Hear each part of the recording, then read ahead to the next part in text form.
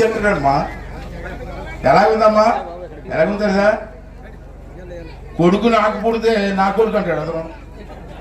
అలా ప్రధానమంత్రి గారు డబ్బులు ఇస్తే నేను ఇచ్చి అంటాడు. ఇలా మోసం చేస్తున్నారు. ఒకసారి ఆలోచించవలసిన అవసరం ఉంది. మనకు తాండవ రిజర్వాయర్ ఉంది, 53,000 ఎకరాలకు నీరు వస్తుంది. రిజర్వాయర్, బ్రహ్మాండ రిజర్వాయర్. ఆ రిజర్వాయర్ మాకు బొక్క పడిపోయింది, గేటు బొక్క పడిపోయి నీరంతా పోయింది. ఎవడన్నా పట్టించుకున్నారమ్మా? ఎమ్మెల్యేలు పట్టించుకున్నారా? ఎందుకు పట్టించుకున్నారు? పట్టించుకోలేదు. 7 లక్షల రూపాయలు అవుతుంది బొక్క కప్పాలంటే. 7 లక్షల రూపాయలు కూడా ఖర్చు పెట్టి బొక్క కప్పలేని ఎమ్మెల్యేలు నువ్వు నన్ను విమర్శిస్తావా?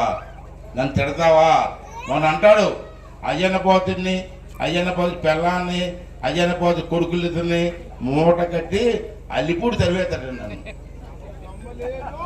అల్లిపూడి తరివేత, అల్లిపూడి అని మీకు తెలిసా? పక్కనే ఉంది కదా. అది మా నాన్నగారు, మా నాది కాదు. నేను మా నాన్న చిన్నప్పుడు ఉండేవాడట. లక్షాపతికి కొడుకులు లేక అతను తీసుకు పెంచుకున్నారట. ఆ పెద్ద అమ్మాయికి పెళ్లి చేశారట. అతనికి నేను పుట్టాను నర్సీపట్నంలో. నాకు ఇప్పుడు 67 సంవత్సరాలు. 67 సంవత్సరాల నుంచి నర్సీపట్నం నేను ఉంటే నన్ను మూట కట్టి తరివేస్తాడట అల్లిపూడి. ఇడ అంత దమ్ముందండి, వీడికి అంత దమ్ముందండి.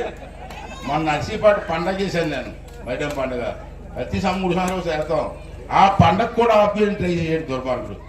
పండగకి నీకు సంబంధం ఏంటే? నర్సీపట్నం పండగకి ఈ దమ్ముండి బాపిరాజు పెళ్ళి పండగ చేసుకో.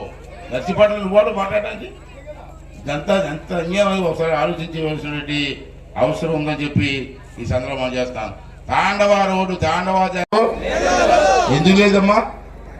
చాతకాని దద్దమ్మ కాబట్టి అటువంటి దద్దమ్మను ఓటు వేద్దామా? ఎందుకు వేయాలి ఓటు? రాజధాని కూడా తేలేని దద్దమ్మకి మనం ఎందుకు ఓటు వేయాలని చెప్పి ఈ సందర్భంలో మీ అందరికీ మనం చేస్తాను.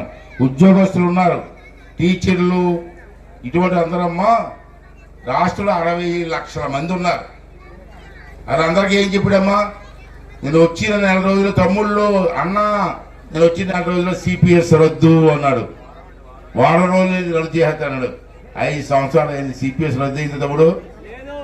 మాస్టర్లు చెప్పాలా? సిపిఎస్ రద్దు చేసి మాస్టర్లు దోల తీరిపోతుంది. వేళ మాట తప్పాడు.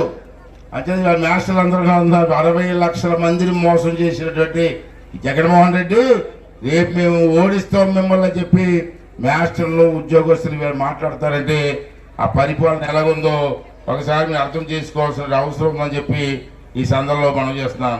అంతేకాకుండా ఇక్కడ కొన్ని విషయాలు చెప్పాలి మీకు. అది ఏమవుతుందో మనకే తెలీదు. అంటే ఇది ఆఖరి అవకాశం నాకు. ఈ ఆఖరి అవకాశంలో మీరందరూ కూడా అవకాశం ఆశీర్వదించండి, గెలిపించండి. మళ్ళీ మీకు సేవ చేసుకుంటాను. ఇందాక మా పిల్లలు చెప్పారు, కొన్ని కార్యక్రమాలు చెప్పారు రోడ్డు విషయంలో. కానీ అమ్మ ఈ రోడ్డు వేసింది నేను కాదు, చెప్పండి.